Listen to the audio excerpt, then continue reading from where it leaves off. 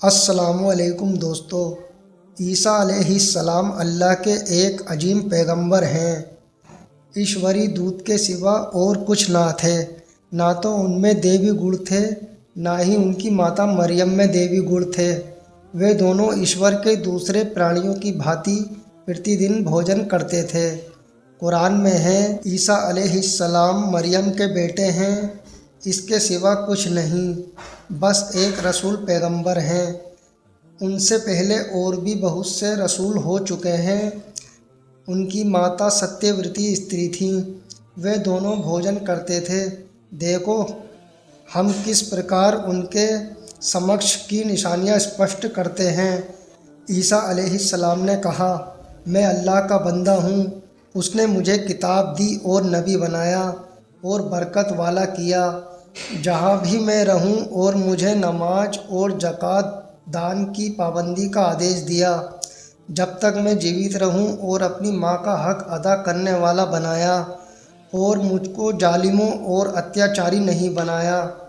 सलाम है मुझ पर जबकि मैं पैदा हुआ और जबकि मैं मरूं और जबकि मैं जीवित करके उठाया जाऊं। मरियम का बेटा ईसा और यह हैं उसके विषय में वह सच्ची बात जिसमें लोग संदेह कर रहे हैं। अल्लाह का यह काम नहीं कि वह किसी को अपना बेटा बनाए। वह पवित्र जात है। वह जब किसी बात का निर्णय करता है तो कहता है जा, और बस वह काम हो जाता है।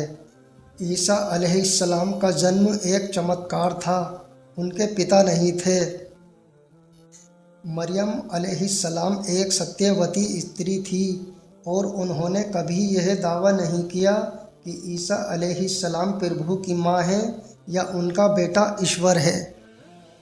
ईश्वर के अन्य प्राणियों की भांति प्रतिदिन भोजन करना देवी गुण या ईश्वरी गुण के विपरीत हैं।